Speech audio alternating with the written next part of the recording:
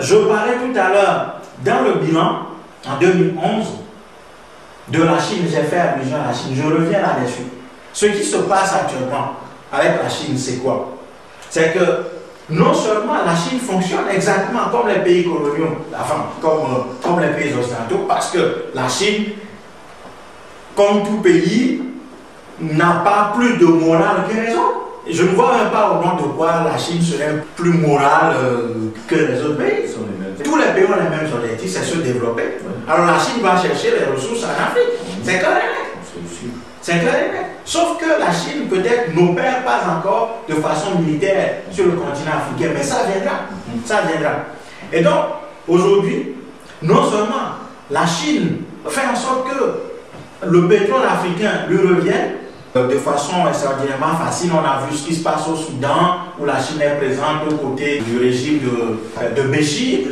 Et dans d'autres pays, le Nigeria, actuellement, ce qui se passe, on nous dit que, oh là là, c'est un conflit religieux, les musulmans massacrent les chrétiens. Ah non, non, n'allez pas croire que c'est ça. L'enjeu est beaucoup plus grand. Et derrière ce spectacle d'Africains chrétiens d'un côté et de l'autre côté des musulmans qui se massacrent, se jouent de grands intérêts, de grands enjeux, notamment pétroliers, où la Chine affronte aussi les Occidentaux sur ce terrain-là. Donc, non seulement la présence chinoise se manifeste par son aspect économique, mais la Chine agit aussi sur le plan culturel. Aujourd'hui, quand on va en Afrique, dans un pays comme le Cameroun, la Chine est présente, la Chine occupe beaucoup de secteurs, elle vend ses produits, elle va jusqu'à pénétrer les secteurs où les Africains agissaient avant. C'est que même dans la fabrication des beignets, par exemple, aujourd'hui en Afrique, les Chinois sont présents. Les Chinois sont présents. Et la Chine va agir sur le plan culturel en créant dans les universités africaines aujourd'hui ce qu'on appelle les instituts Confucius qui lui permettent de diffuser sa culture, sa langue et sa façon de voir le monde tranquillement et en gagnant du terrain. Et dans quelques années, nous verrons que quand nous retournerons en Afrique, même quand nous verrons peut-être des Africains, si on leur dit bonjour, ils nous répondront en chinois. Ils vont dire Nihon. Voilà. Donc, c'est vers ça qu'on se dirige. Et la troisième façon pour la Chine d'opérer, c'est de faire diffuser au travers des radios en Afrique, parce que Dieu seul sait comment les radios africaines sont accessibles jusque dans les campagnes. Bon, il suffit d'acheter les piles pour écouter la radio nationale, et souvent les seules radios qui sont accessibles, c'est les radios nationales, qui sont voilà, au service du régime.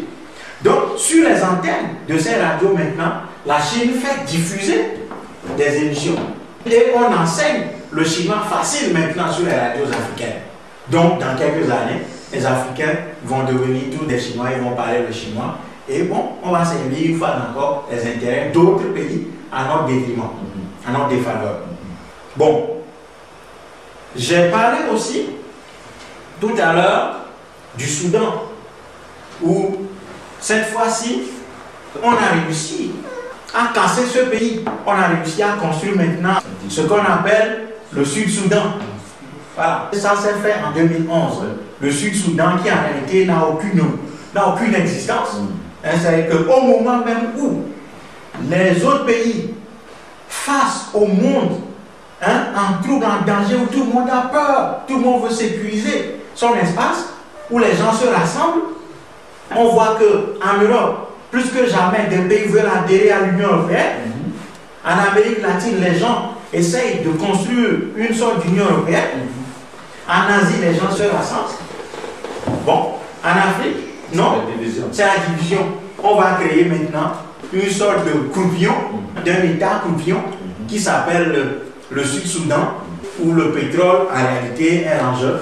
Et ce pétrole profite tout simplement aux Occidentaux, notamment Israël, qui a beaucoup travaillé sur ce terrain-là en misant sur le christianisme, les États-Unis et l'Europe, qui profitent de ce qui se passe actuellement au Soudan pour exploiter de façon extraordinairement grave toutes les richesses du Sud-Soudan. Pendant ce temps, la Chine, qui soutient le régime de Khartoum, c'est-à-dire le Nord, exploite sa part, et la Chine et les Occidentaux ont trouvé un accord pour pouvoir partager le pays. Voilà, ils ont trouvé un accord pour pouvoir partager le pays sur notre dos.